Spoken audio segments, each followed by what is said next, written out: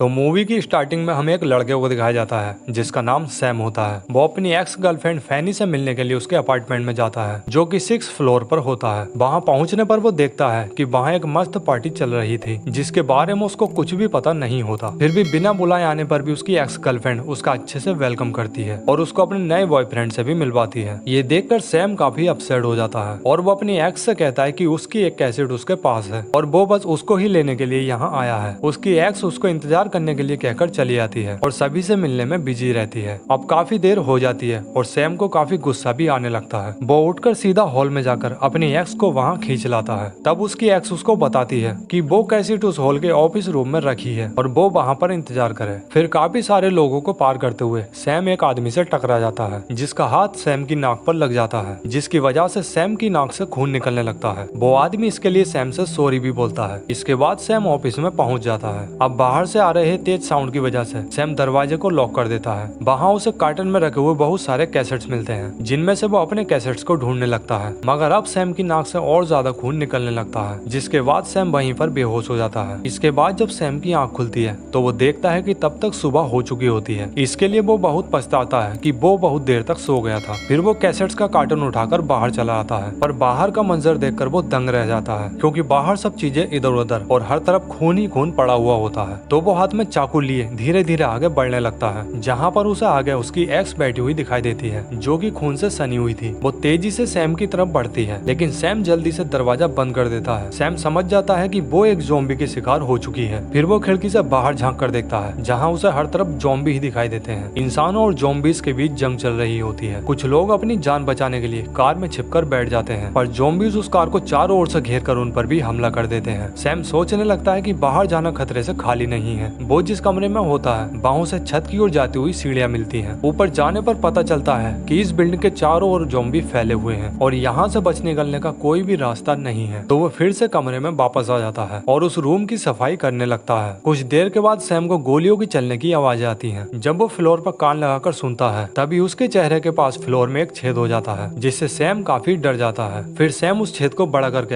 एक रस्सी के सहारे दूसरे अपार्टमेंट में चला जाता है। वो वहाँ देखता है कि एक बूढ़े बुजुर्ग आदमी ने अपनी ज़ॉम्बी वाइफ और खुद को गोली मार ली है। वो वहाँ से बंदूक और साथ ही खाने का जो भी सामान होता है ले लेता है और बंदूक हाथ में पकड़े धीरे धीरे सीढ़ियों से नीचे उतरने लगता है। ग्राउंड फ्लोर पर पहुंचने पर सैम को एहसास होता है कि अब परेशानी की कोई बात नहीं है। मेन डोर के बाहर उसे एक ज़ॉम्बी नजर आता है जो दरवाजे की ओर पीठ करके खड़ा होता है। सैम तेजी के साथ मेन डोर को बंद कर देता है और पास वाले सिक्योरिटी रूम में चला जाता है। वहाँ पर उसे सभी अपार्टमेंट की चाबियां मिल जाती हैं। तभी एक ज़ॉम्बी खिड़की के बाहर से सैम को पकड़ने की कोशिश करने लगता है, पर सैम उस पर ध्यान न देकर सभी सामान इकट्ठा कर लेता है और ज्यादा भूख लगने की वजह से वो वहीं पर थोड़ा खाने भी लगता है। इसके बाद सैम गन लेकर एक अलग अपार्टमेंट में जाने लगता है, पर तभी उस पर एक ज़ॉम्बी हमला कर देता है। गन की पोजीशन हटने की वजह से वो उस पर शूट भी नहीं कर पाता। इतने में पीछे से और 2 ज़ॉम्बी सैम की ओर बढ़ने लगते हैं, तो सैम जल्दी से उस ज़ॉम्बी को धक्का देकर बाहर आ जाता है और दरवाजे को लॉक करके उस पर एक्स मार्क भी डाल देता है ताकि उसे याद रहे कि इस दरवाजे को खोलना नहीं है। अब वो सेकंड फ्लोर की चाबी लेता है और वहाँ पर चला जाता है। लकीली उस फ्लोर में कोई भी नहीं होता। वो वहाँ के किचन से खाने के सामान को ले लेता है। अब क्योंकि सैम एक म्यूजिक डायरेक्टर होता है तो जो कुछ भी उसकी जरूरत का होता है वो उसको लेने लगता है। वहाँ पर उसे एक स्नाइपर गन, एक हेडफोन और एक छोटे बच्चे की रिकॉर्डिंग भी मिलती है। अब इस सारे सामान को लेकर सैम 6 फ्लोर की ओर जाने लगता है। आगे वो लिफ्ट की तरफ मुड़ता है जहाँ एक बूढ़ा आदमी ज़ॉम्बी बन चुका था और वो लिफ्ट में फंसा हुआ था। अब सैम लिफ्ट के डोर को एक बेल्ट से अच्छी तरह बांध देता है। इसके बाद सैम 6 फ्लोर में पहुंच जाता है। वो सारी रात उस छोटे बच्चे की रिकॉर्डिंग सुनते हुए ही सो जाता है। अगली सुबह वो अपनी खिड़की से बाहर की हालत देखता है जहाँ चारों ओर बस ज़ॉम्बी ही ज़ॉम्बी दिखाई देते हैं और यहाँ से बाहर जाना उसे मुमकिन ही नहीं लगता है। जो भी खाने का सामान उसने इकट्ठा किया था वो उनको सारे 1 महीने के लिए पैक करने लगता है। फिर ऐसे ही दिन ढलते जाते हैं। तब उसे वो ड्रम सेट याद आता है जिसे वो सेकंड फ्लोर से लेकर आया था। वो तेजी के साथ उस ड्रम को बजाने लगता है, पर थोड़ी ही देर में उसे बाहर से कुछ आवाजें आने लगती हैं। जब वो जाकर देखता है तो वो पाता है कि सारे ज़ॉम्बी उसके ड्रम्स की आवाज सुनकर उसके अपार्टमेंट के पास इकट्ठा हो गए हैं। ये देखकर सैम डर जाता है और ड्रम्स को बजाना बंद कर देता है। अब ऐसे ही दिन गुजरने लगते हैं और सैम अपने टाइम पास के लिए स्नाइपर गन से रोड पर चल रहे ज़ॉम्बीज पर निशाना लगाने लगता है। थोड़ी देर के बाद एक म्यूजिक पर वो पागलों की तरह नाचने लगता है। तब उसे वहाँ कुछ बदबू सी आने लगती है। दरअसल वो उस आदमी की डेड बॉडी से आ रही थी जिसने अपनी ज़ॉम्बी वाइफ को मारकर खुद को भी गोली मार ली थी। अब सैम अपनी नाक से कपड़ा बांधकर उस डेड बॉडी को बालकनी से फेंकने की सोचता है, पर वो ऐसा नहीं कर पाता। फिर वो उन दोनों कपल्स की डेड बॉडीज को एक बॉडी पॉली बैग में डालकर बेड पर लिटा देता है और उनकी फैमिली फोटो को बीच में रखकर उससे जितनी भी अंतिम क्रिया आती है करके उस रूम को लॉक कर देता है और फिर सोने चला जाता है। उस रात सोते हुए उसे अजीब सी आहट सुनाई देती है तो वो अलर्ट होकर हाथ में गन लिए दरवाजे की ओर देखने लगता है और आवाज नजदीक होते ही वो शूट करता है, पर उसे पता चलता है कि गन में तो गोलियां ही नहीं है। इतने में ज़ॉम्बीज़ भी दरवाजे को तोड़कर सैम पर टूट पड़ते हैं और सैम चिल्लाने लगता है, पर तभी उसे एहसास होता है कि ये तो सिर्फ एक सपना था। अब अगले दिन अपार्टमेंट की वाटर सप्लाई भी रुक जाती है तो वो छत पर छोटे छोटे बर्तनों में बरसात का पानी इकट्ठा कर लेता है और उसी पानी को अपने डेली काम में इस्तेमाल करता है। इतने दिन बीत जाने के बाद सैम काफी बोर हो जाता है तो वो अपने अकेलेपन को दूर करने के लिए उसी लिफ्ट वाले बूढ़े ज़ॉम्बी से बात करने लगता है। अब एक दिन स्नाइपर गन से निशाना लगाते वक्त उसे एक बिल्ली दिखाई देती है तो वो सोचता है कि अगर वो इस बिल्ली को बचा लेगा तो उसका अच्छा टाइम पास हो जाएगा। ये सोचकर वो धीरे धीरे मेन डोर को ओपन करता है और बिल्ली को चीज बॉक्स दिखाकर बुलाता है, लेकिन बिल्ली उसकी तरफ न आकर दूसरी तरफ चली जाती है। सैम भी स्नाइपर गन को डोर के बीच रखकर बिल्ली के पीछे पीछे चला जाता है, पर तभी अचानक से एक ज़ॉम्बी की नजर उस पर पड़ जाती है। उस ज़ॉम्बी से बचने के लिए वो एक कार में छिपने की कोशिश करता है, लेकिन वो ज़ॉम्बी उसको नहीं छोड़ता है। इतनी देर में और भी ज़ॉम्बीज वहाँ पर आ जाते हैं। फिर किसी तरह से वो कार के दूसरे डोर से बाहर आकर सीधा अपार्टमेंट में जाकर मेन डोर को बंद कर लेता है। वो भागकर सिक्योरिटी रूम में आ जाता है जहाँ खिड़की से कुछ ज़ॉम्बी उस पर लपकने लगते हैं। इसके बाद उसे एहसास होता है कि उसकी टांग से खून निकल रहा है, जिसे देखकर सैम काफी डर जाता है कि कहीं किसी ज़ॉम्बी ने उसे काट तो नहीं लिया है। वो ये चेक करता है कि उसकी आंखें और स्किन में कोई बदलाव तो नहीं आया है। ये सोचकर वो एक गन को अपनी गर्दन पर लगा लेता है कि अगर उसमें कुछ बदलाव आता है तो वो खुद को शूट कर लेगा। थोड़ी ही देर के बाद उसको नींद आ जाती है और नींद में उससे गोली चल जाती है जो खुशकिस्मती से छत में जाकर लगती है। फिर जागकर वो देखता है कि वो ज़ॉम्बी नहीं बना है और वो पूरी तरह से ठीक है। फिर अगले दिन पौधों को पानी देते समय वो सोचता है कि कहीं मेरी तरह कुछ लोग जिंदा ना हो, तो सैम दूरबीन की मदद से इधर उधर देखने लगता है और उसे कोई भी नजर नहीं आता। अब उसे यही बात सताने लगती है कि ज़ॉम्बीज का खतरा और फिर ऊपर से खाना भी खत्म होता जा रहा था। वो आखिर करे भी तो क्या करे। फिर सैम ये जानना चाहता है कि आखिर टोटल कितने ज़ॉम्बीज होंगे और इसीलिए ही वो बहुत आवाज के साथ ड्रम्स बजाने लगता है, जिससे सारे ज़ॉम्बीज उसके अपार्टमेंट की ओर आने लगते हैं। मगर सैम फिर भी ड्रम्स बजाता रहता है और ड्रम्स को बालकनी में लाकर बजाता है और ज़ॉम्बीज से काफी मजा लेने लगता है। अब पिछली बार की तरह ही उसे रात को आहट सुनाई देती है, पर इस बार ये सपना नहीं होता। वो गन को रेडी कर लेता है और आवाज नजदीक आते ही वो दरवाजे की ओर शूट भी कर देता है। अब उठकर जाकर देखता है तो वो पाता है कि ये एक लड़की है जिसने उसके पेट पर गोली मार दी है। सैम उस लड़की को उठाकर एक बेड पर लिटा देता है और उसके शरीर से गोली निकालकर पट्टी भी कर देता है। इसके बाद सैम बाहर आकर अपनी गलती पर बहुत रोता है। फिर अगली सुबह सैम काफी दुखी होता है, पर वो उस लड़की को अपनी ओर आता हुआ देखकर काफी खुश हो जाता है। फिर दोनों एक दूसरे को इंट्रोड्यूस करते हैं। उस लड़की का नाम सारा होता है। अब ऐसे ही दिन गुजरने लगते हैं और सारा भी अब ठीक हो जाती है, मगर साथ ही उनके खाने का सामान भी खत्म होने लगता है। फिर सैम फर्स्ट फ्लोर में जाने का डिसाइड करता है, जिसके दरवाजे पर उसने एक्स बनाया था। घर के दरवाजे में होल करके वो उन तीनों ज़ॉम्बीज को मार देता है और घर के अंदर जाकर जितना भी खाने का सामान होता है उसको ले आता है और सारा को ढूंढने लगता है। सारा उस समय टेरेस पर होती है और वो सैम से कहती है कि जो भी खाना तुम्हें मिला है उससे कितने दिन गुजारा हो सकता है, आगे क्या करेंगे और यहाँ से निकलने के बारे में कभी सोचा है। और इतना कहकर सारा नीचे चली जाती है। सैम भी थोड़ी देर बाद नीचे जाता है। रूम बंद होता है तो सैम रूम के बाहर से ही सारा से माफी मांगने लगता है। अंदर से कोई भी जवाब न आने पर वो दरवाजा खोलने लगता है और अंदर जो होता है उसको देखकर वो शॉक हो जाता है, क्योंकि सारा तो उसी दिन मर गई थी जिस दिन उसे गोली लगी थी। सारा के साथ बिताया हुआ हर दिन सिर्फ और सिर्फ सैम का वहम था। अब सैम काफी दुखी हो जाता है कि उसने सारा को मार दिया। फिर वो सारा की डेड बॉडी पर सफेद चादर डालकर कुछ कैंडल्स जला देता है और साथ ही उसकी आत्मा की शांति के लिए भी प्रार्थना करता है। फिर अगले दिन सैम उसका बैग चेक करता है, जिसमें उसे बिल्डिंग पर चढ़ने का एक इक्विपमेंट मिलता है। फिर उसे एक कैमरा मिलता है जिसमें सारा की फैमिली फोटो होती है। उस कैमरे में एक लास्ट फोटो को देखकर सैम काफी शॉक हो जाता है, क्योंकि वो उसकी खुद की फोटो होती है। सारा उसे ढूंढते हुए ही यहाँ आई थी, पर सोचे समझे बिना ही उसने सारा को मार दिया। यह सोचकर वो बहुत दुखी हो जाता है। इस अपार्टमेंट आने की वजह वो कैसेट ही है। वो गुस्से में आकर सारे कैसेट्स को जला देता है और बचने के लिए टेरेस पर चला जाता है। तभी उसे लिफ्ट में बंद उस बूढ़े ज़ॉम्बी का ध्यान आता है। वो उसे छुड़ाकर एक अपार्टमेंट में भेजकर दरवाजे को बंद कर देता है। तभी एक ऐसी घटना घटती है जिसका उसे अंदाजा भी नहीं था। कैसेट जलने के धुएं से फायर अलार्म बजने लगते हैं। सैम सीढ़ियों से नीचे झांक कर देखता है। मेन डोर, खिड़की सब तोड़फोड़ कर ज़ॉम्बीज़ अपार्टमेंट में घुस आते हैं। अब ज़ॉम्बियों से बचने के लिए सैम लिफ्ट के अंदर चला जाता है, लेकिन फिर भी ज़ॉम्बी उसे पकड़ने की कोशिश करते हैं। अब सैम लिफ्ट में ऊपर की ओर चढ़ते हुए एक एक फ्लोर करके ऊपर आ जाता है। 6 फ्लोर पहुंचने पर एक ज़ॉम्बी उसका पीछा करने लगता है। सैम उससे बचने की काफी कोशिश करता है, मगर वो ज़ॉम्बी उसका पीछा नहीं छोड़ता। तो सैम उस ज़ॉम्बी के मुंह पर एक कपड़ा बांध देता है। मुंह पर कपड़ा डलने की वजह से उस ज़ॉम्बी को कुछ भी नजर नहीं आता। फिर सैम उसके ऊपर एक सोफा डालकर उसी सोफे के जरिए एक हॉल से 6 फ्लोर में चला जाता है। वहाँ धुएं की वजह से ज़ॉम्बीज़ को कुछ भी नजर नहीं आता। फिर धीरे धीरे बिना आवाज किए वो टेरेस पर आ जाता है। अब सैम यहाँ से दूसरी बिल्डिंग पर जंप करने की कोशिश करने लगता है और जोर से कूदने की वजह से उसके सर में थोड़ी चोट लग जाती है और सैम वहीं बेहोश हो जाता है। अब होश में आकर रस्सी पकड़कर वो बाजू वाली बिल्डिंग पर जाने की सोचता है, जहाँ नीचे गिलास विंडो के पीछे एक लेडी ज़ॉम्बी उसको देख रही होती है। अगर वो गिलास नहीं होता तो वो ज़ॉम्बी सैम पर हमला कर देती। खैर सैम किसी तरह से छत तक पहुंच जाता है, जहां उसे एक बेल साउंड सुनाई देता है। इस बेल साउंड को सुनकर सैम काफी खुश हो जाता है, क्योंकि ये बेल साउंड सिर्फ ह्यूमन द्वारा ही बजाया जा सकता है। तो सैम को काफी हिम्मत मिल जाती है कि अभी भी कुछ लोग जिंदा और सुरक्षित हैं, और यहीं पर ये मूवी खत्म हो जाती है। अगर आपको हमारी ये एक्सप्लेनेशन पसंद आई हो तो प्लीज वीडियो को लाइक और हमारे चैनल को सपोर्ट करिए।